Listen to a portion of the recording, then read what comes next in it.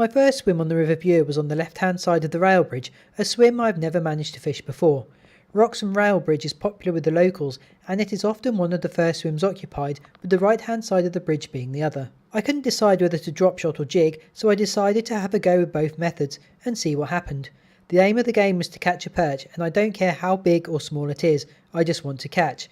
With this in mind, I've scaled the tackle right back. My drop shot rig is made up of 6 pounds breaking strain fluorocarbon leader, a size 10 hook and a 2-gram drop shot weight. My jigging rig is made using the same leader and a Fox Rage 2-gram micro jig head with a size 6 hook. The lures I intend to use on these rigs are all from the Fox micro lure range and comprise micro fry, micro spiky fry and micro grubtails. I've been told bridges are key perch holding areas and casting a lure tight to the structure is likely to end up in a perch or two. Well, I tried this, and after several casts all around the bridge on this side, I didn't get a touch on either the drop shot or the jig, so it was time to up sticks, walk under the bridge and have a go on the right hand side instead.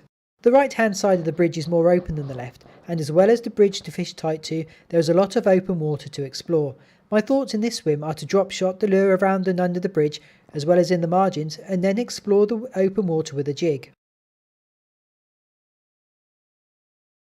I can get the 2-gram micro jig head out a fair distance with my light lure fishing setup, but I can't get it right over the other side to fish the opposite margins because my heavier jig heads have larger hooks, and I'm reluctant to use these because I'm trying to keep the tackle as light and the hooks as small as possible to maximise my chances of catching a perch. The right hand side of the bridge is snaggy, and I found a lot of weed on the riverbed.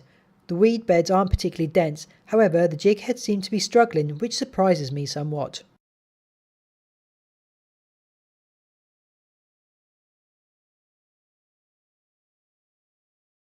The hooks on the Fox Rage micro jig heads are just too thin for anything other than a weed-free, snag-free water, and after straightening 2 of the jig head hooks, I decided enough was enough and stopped jigging. Retying rigs on the bank is a chore, but straightening Fox micro jig heads is damn expensive. I have to say that I am not overly impressed with the strength or durability of the Fox Rage micro jig heads at all, which is a shame because the micro lures are superb.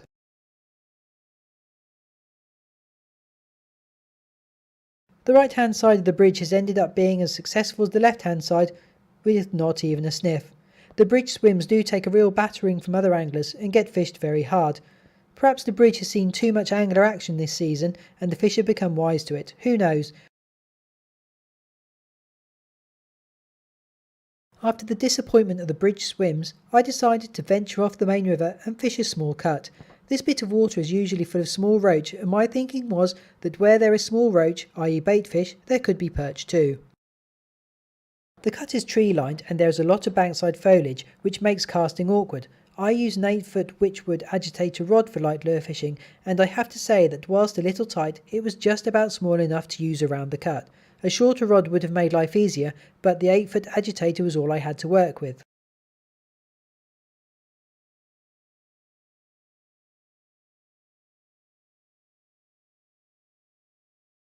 The cut is small and tight, therefore drop shotting is the only feasible method for fishing it, so I decided to leave the jigging rig in the box. The riverbed here is going to be full of dead and rotting leaves and vegetation, and I don't think fishing a lure on the deck is going to produce a bite. Fishing the drop shot, I can raise the lure off the bottom in the cleaner water, which should be more productive.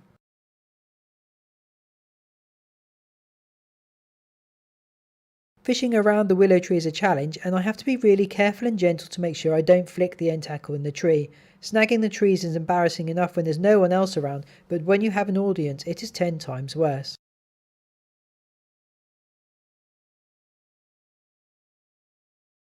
I couldn't tempt anything from around the willow tree, so it was time to move to a different spot in the cut, so here I am. Once again, it's under tree cover, it's tight, and there isn't much room to cast. This isn't really a problem because this part of the cut is very narrow, and all I need to do is release the reel's bail arm and let the lure drop into the water. Before I put a lure in the water here, I wasn't overly convinced it was worth a go, and after a few minutes working the lure in the water, I convinced myself this spot wasn't worth fishing. Once the confidence goes, it's pointless carrying on, so I reeled in and decided to head off to another swim. So far this session, I've fished all the types of areas perch are meant to love and have not caught a thing.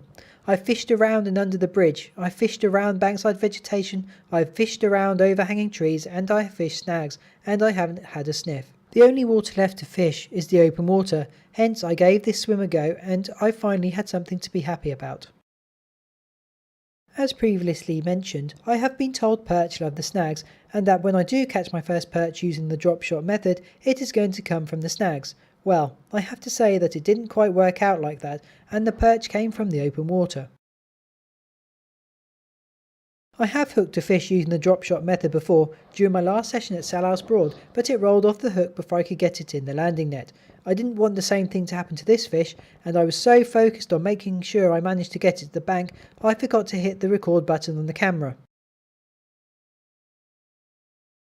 Typical. I spent hours and hours drop shotting for perch, capturing loads of video footage, and when it really matters and I finally catch my first perch using the drop shot method, I failed to capture it on camera. The perch wasn't huge, and if the scales managed to creep round to 4 ounces, I would have been surprised. The size didn't matter though, it was totally irrelevant. The main thing was I finally managed to catch a perch using a lure, and this is going to be the first of many. A few weeks back I decided to invest in a whole new range of lures, and bought the Fox Rage micro lures including the micro fry, spiky fry and grubs. I tried all of the different Fox micro lures during this session and I couldn't tempt a bite.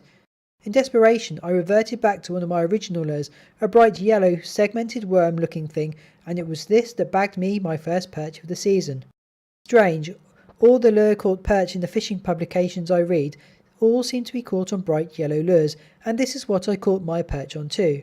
Maybe I've been missing a trick here, and yellow is the best colour lure to use. This is something I am going to have to investigate a little more.